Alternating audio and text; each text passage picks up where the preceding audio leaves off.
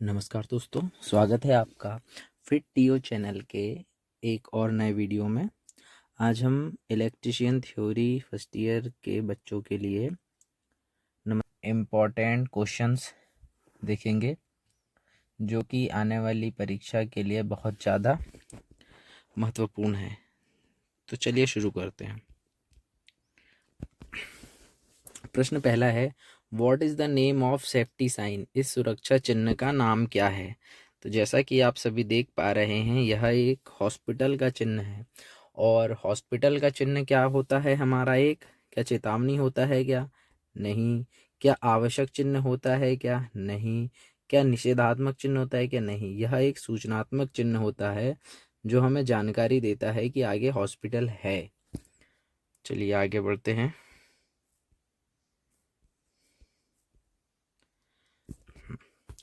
हमारे चार प्रकार के चिन्ह होते हैं। एक होता है हमारा मैंडेटरी साइन, दूसरा होता है हमारा प्रोहिबिटेड साइन, तीसरा होता है हमारा इमरजेंसी साइन या जिसे हम अभी जैसे हमने कहा सूचनात्मक चिन्ह, इंफॉर्मेटिव।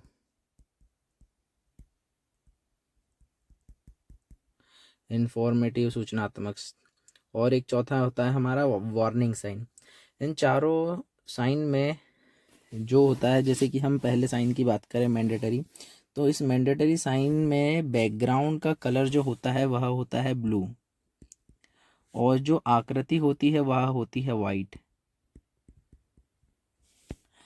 इसी प्रकार हमारे प्रोहिबिटेड साइन या निषेधात्मक साइन जो होता है, इसका बैकग्राउंड वाइट होता है तथा इसकी जो आकृति होती है वह ब्लैक कलर की होती है। साथ ही इसके ऊपर में रेड कलर में मार्क होता है। ये जो आप देख रहे हैं ये मार्क, ये इस प्रकार का मार्क होता है रेड कलर का। फिर इसके बाद में आते हैं हमारे इंफॉर्मेटिव में। इंफॉर्मेटिव में हमारा दो प्रकार के साइन होते हैं। तो एक साइन होता है हमारा वाइट बैकग्राउंड के साथ में, जिस पे हमारी रेड कलर की कुछ इस प्रकार से होता है। वाइट बैकग्राउंड होता है और रेड कलर के हमारे सिंबल बने होते हैं इस प्रकार से, जो कि हमारा ये वाला क्वेश्चन था ये। और फिर उसके बाद में आता है हमारा एक ग्रीन बैकग्राउंड के साथ में, जो कि ये आपको दिख रहा है। इसमें क्या होगा कि ग्रीन बैकग्राउंड होगा और वाइट कलर का हमारी आकृति होंगी। इसके बाद आते हैं हमारे वार्निंग साइन में हमारे या निषेधात्मक साइन आते हैं। इसमें हमारा येलो कलर हमारा बैकग्राउंड होता है तथा ब्लैक कलर की आकृति होती है। अगला प्रश्न कि अग्नि का शमन क्या है? तो दोस्तों, आग को लगने के लिए बेसिकली हमारे पास में तीन चीज़ों की आवश्यकता होती है। सबसे पहले हमें चाहिए होती है उष्मा के साथ में हमें चाहिए होता है ऑक्सीजन और चाहिए होता है हमें ईंधन। इन तीनों में से यदि कोई भी एक चीज़ हम हटा देते हैं तो वहाँ पर आग लगना बंद हो जाती है। तो जो हमसे पूछा है प्रश्न में कि अग्नि का शमन क्या है, तो जब हम ऑक्सीजन को यहाँ से हटा देते हैं, यानी कि अग्नि को ऑक्सीजन की आपूर्ति से अलग करना। जब हम ऑक्सीजन को अग्नि की आपूर्ति जब हम ऑक्सीजन को अग्नि से अलग कर देते हैं तो हमारी अग्नि बुझ जाती है। इसी को हम कहते हैं अग्नि का शमन करना। तो हमारा क्रमांक डी सही हो जाएगा। निम्नलिखित में से भौतिक हानि क्या है? क्या धूम्रपानी भौतिक हानि है क्या? नहीं। कंपन, हाँ। तो हमारा ऑप्शन क्रमांक बी सही हो जाएगा। कंपन के अलावा यदि और हम बात करें तो जो शोर होता है वह भी हमारा काय में आता है। जो शोर होता है वह भी हमारा फिजिकल हजार्ड में आता है। वाइब्रेशन, हीट, रेडिएशन, ये सब हमारे फिजिकल हजार्ड में आते हैं। इसके बाद हम बात करें, अगला प्रश्न है हमारा, अग्निरोधक को उपयोग करने का सही क्रम क्या है? तो आपने सभी ने पढ़ा होगा कि अग्नि को बुझाने का जो क्रम होता है वह होता है पास। इसमें क्या होता है, पुल ए से हम क्या करते हैं, एम करते हैं, पिन को खींचते हैं। फिर उसके बाद में जो उसका हैंडल होता है उससे एम करते हैं और उसके हैंडल को स्क्वीज करते हैं तथा नोजल को हम क्या करते हैं, स्विप करते हैं। तो ऑप्शन क्रमांक पहले में ये सारी चीज़ दी हुई है, पुल, एम, स्क्वीज एंड स्विप, जिसे हमें पास कहते हैं। अगला प्रश्न है, 5 संकल्पना में कौन सा चरण स्टैंडर्डाइजेशन को अंकित करता है? तो हमारे 5S में 5 चरण होते हैं, 5S होते हैं, 1 2 3 4 5। ये 5S क्या दिखाते हैं? तो ये 5S दिखाते हैं, पहला दिखाता है शॉर्ट, दूसरा दिखाता है सेट इन ऑर्डर,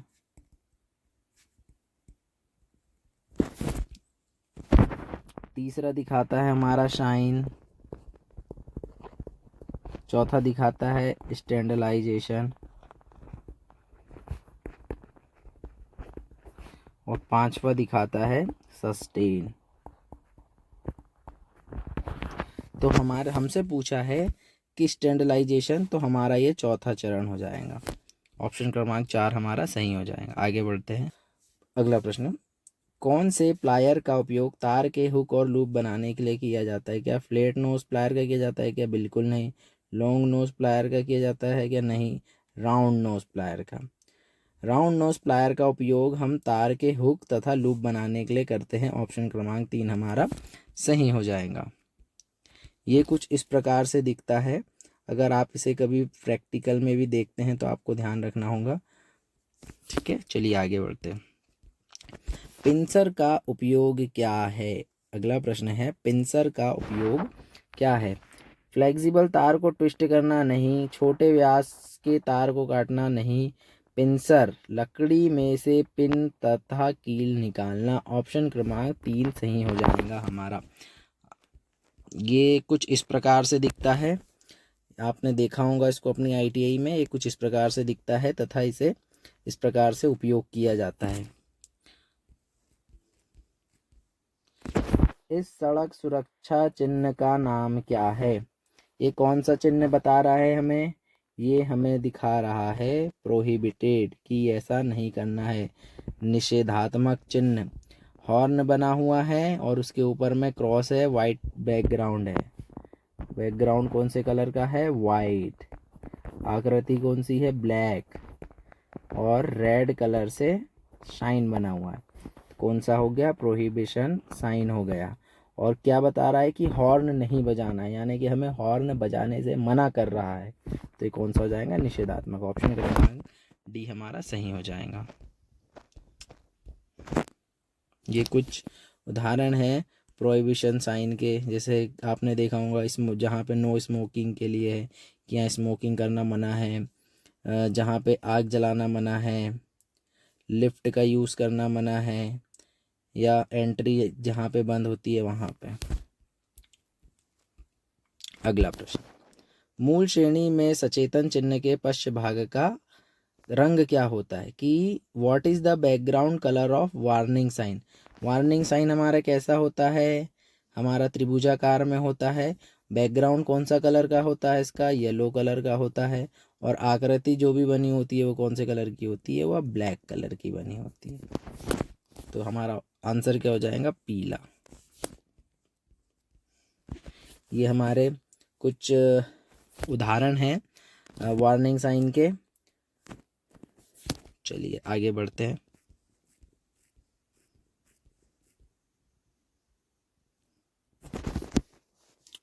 विद्युत उपकरण में लगी अग्नि हेतु कौन सा अग्निशामक प्रयोग किया जाता है? तो हमारा ऑप्शन क्रमांक 1 है हेलोन प्रकार का। Which is the waste disposal method that produced heat? अपशिष्ट निपटान विधि कौन सी विधि है जो गर्मी पैदा करती है? गर्मी पैदा करने के लिए आग की आवश्यकता होगी, और इनमें से कौन सी विधि है जो आग के द्वारा जो अपशिष्ट का निपटान कर रही है? भस्मीकरण। क्योंकि हम भस्म करना यानी कि आग लगाना, और आग लगी है यानी कि ये हीट को जनरेट करेंगी। किसको जनरेट करेंगी? हीट को जनरेट। तो ऑप्शन क्रमांक 3 हमारा। आपको ऑप्शन से देख के समझना है और फिर टिक करना है ना। जैसे कि अब पुनः चक्रण यानी कि रिसाइकल में अग्नि का उपयोग होगा कि नहीं होगा? रिसाइकल में क्या होगा कि उपयोग की गई चीज़ का दोबारा से उपयोग करना, खाद बनाना या खाद डालना, है ना। तो इसमें चीज़ें क्या होती है? गलती है। भस्मीकरण में चीज़ों को गलाया जाता है। ठीक है, इस प्रकार से आपको ऑप्शन को देख करके अपने सही आंसर की ओर टिक करना है। अब है अगला प्रश्न, which personal protective equipment is used for the protection, कि धुएं से सुरक्षा के लिए किस व्यक्तिगत सुरक्षा उपकरण का उपयोग। अब सबसे पहले क्वेश्चन में क्या पूछा है, धुआं। अब धुआं हमें कैसे नुकसान पहुंचाएगा? धुआं हमारे फेफड़ों के लिए हानिकारक है, काहे के लिए हानिकारक है?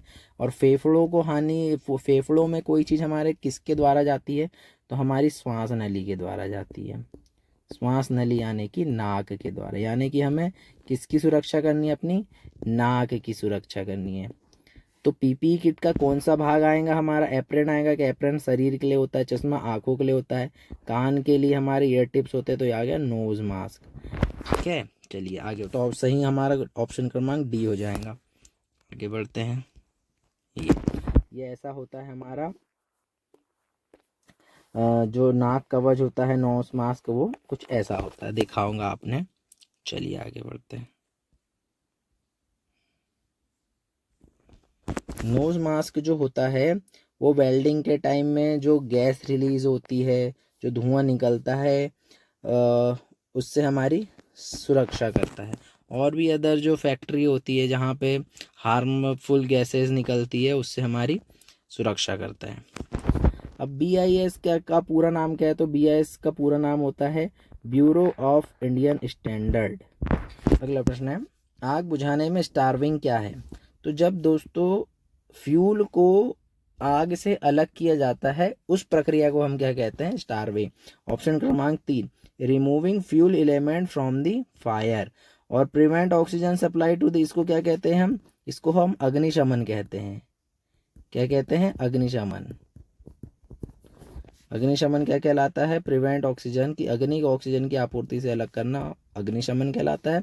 और स्टार्विंग यानी कि removing fuel element from the fire. चलिए आगे। पीपीई का नाम क्या है? चित्र में दिखाए गए पीपीई का नाम क्या है? तो या नाक का कवच है, सर का कवच है, चेहरे का है, तो नाक का तो नहीं होगा, सर का भी नहीं होगा, चेहरा और हाथ स्क्रीन में आप कंफ्यूज हो। तो ये दोनों में पहचानने का रहता है कि जब चेहरे का जो कवच होता है उसमें ये पीछे साइड में पूरा एक बना होता है जो हमारे हेड में लगता है, लेकिन इसमें आप देखोगे तो यहाँ पे एक हैंडल दिख रहा है। तो ये हैंडल से हम क्या करते हैं? इसको पकड़ते हैं वेल्डिंग करते टाइम। तो ये हमारा ऑप्शन क्रमांक 4 डी सही हो जाएगा, ये हैंड स्क्रीन है।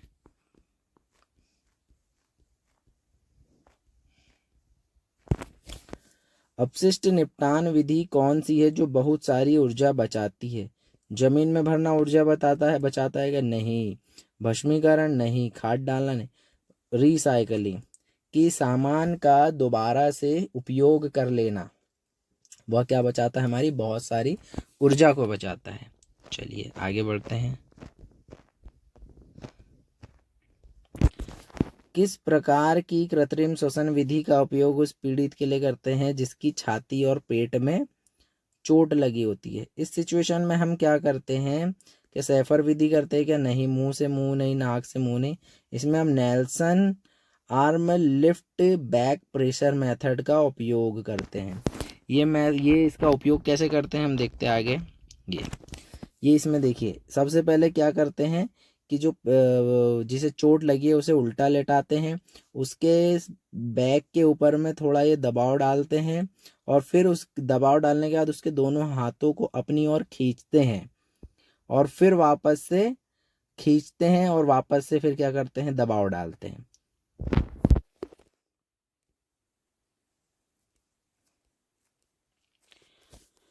हमारी जो जैसे कोई व्यक्ति यदि पीड़ित हो गया है तो उसे कृत्रिम श्वसन देने की कुछ मुख्य विधि है। जैसे पहली आती है माउथ टू माउथ।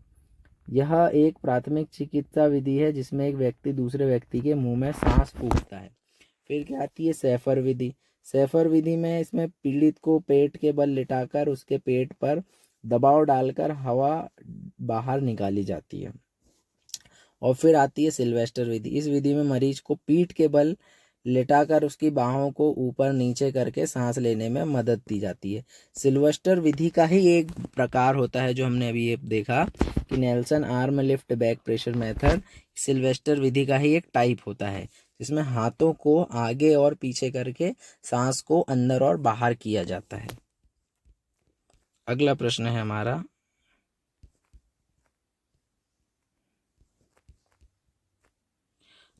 है हमारा, कि किस प्रकार के व्यावसायिक स्वास्थ्य खतरे के कारण संक्रमण होता है। कि किस प्रकार के व्यावसायिक स्वास्थ्य खतरे के कारण संक्रमण होता है। तो संक्रमण आपने देखा होगा, जो लोग हॉस्पिटल में काम करते हैं तो उसमें क्या आ जाएगा, बायोलॉजिकल हजार्ड, जैविक हजार्ड। वे फैलता कैसे हैं, तो ये ऑप्शन में दिया है हमारे, देखिए, टॉक्सिक यानी कि जो फैक्ट्रियों से निकलने वाला जो भी हमारा केमिकल होता है उसके द्वारा, रेडियो एक्टिव एक्सपोजर के द्वारा, ज़्यादा तनाव के कारण, स्ट्रेस के कारण, हार्मफुल केमिकल के द्वारा, या शोर के कारण, नॉइस के कारण। ये पांचों ऐसे कारक है जो किसी भी मानव मनुष्य को बायोलॉजिकल हजार्ड देने के लिए पर्याप्त है।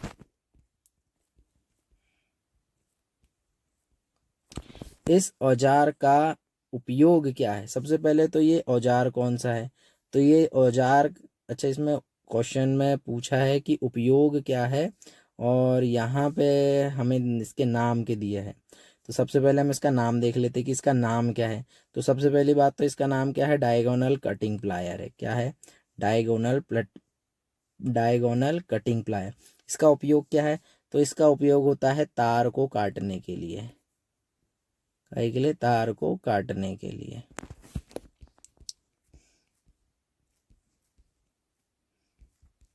ठीक है, चलिए, इस औजार का नाम क्या है या इसका उपयोग क्या है, तो इसका नाम क्या है, पिंसर है, अभी हमने देखा। इसका उपयोग क्या है, तो लकड़ी से कील निकालना या दीवार से कील निकालने में हम पिंसर का उपयोग करते हैं। अगला प्रश्न है, दिल के दौरे से पीड़ित व्यक्ति को आप कैसे पहचानेंगे। रीढ़ की हड्डी में दर्द नहीं, मुंह पूरी तरीके से बंद हो जाएगा, पेट में अधिक सूजन नहीं, होठ के चारों ओर नीला रंग या बैंगनी रंग।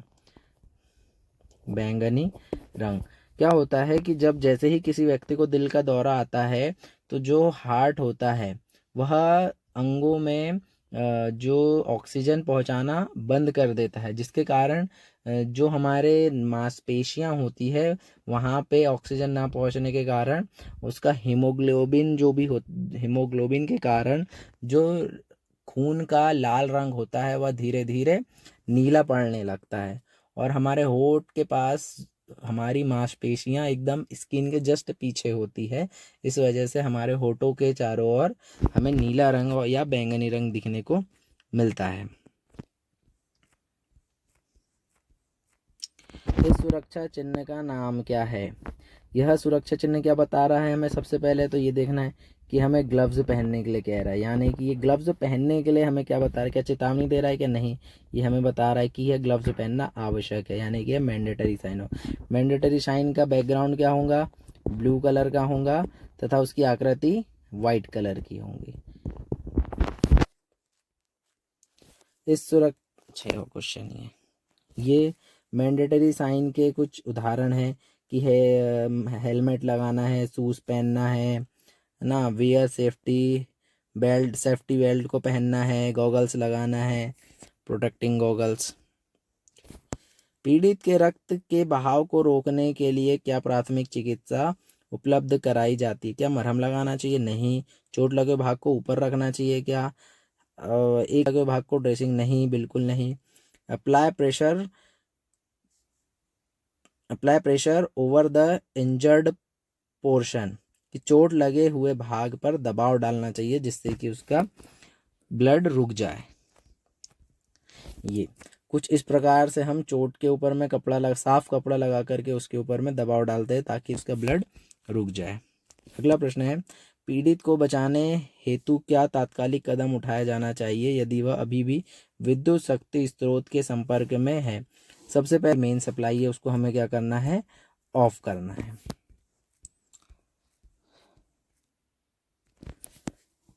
यदि पीड़ित को सिर में चोट लगी हो और वह मर रहा हो तो उसके लिए स्वर्णिम घंटा कौन सा। तो किसी को भी चोट लगने के जो उसका 30 मिनट का समय होता है वह उसका कौन सा समय होता है, स्वर्णिम समय होता है। इसमें उसे प्राथमिक उपचार दे करके बचाया जा सकता है।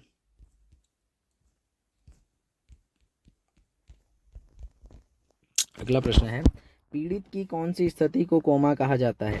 तो ऑप्शन क्रमांक डी जो है हमारा, कि जब व्यक्ति पूरी तरह संवेदनहीन होकर लेटे रहता है और बुलाने पर भी उत्तर नहीं देता है, तो ऐसी स्थिति को हम क्या कहते हैं कि व्यक्ति कोमा में चले गया है। चलिए दोस्तों, आज के लिए इतना ही है। अगले वीडियो में हम और क्वेश्चन पे चर्चा करेंगे। धन्यवाद।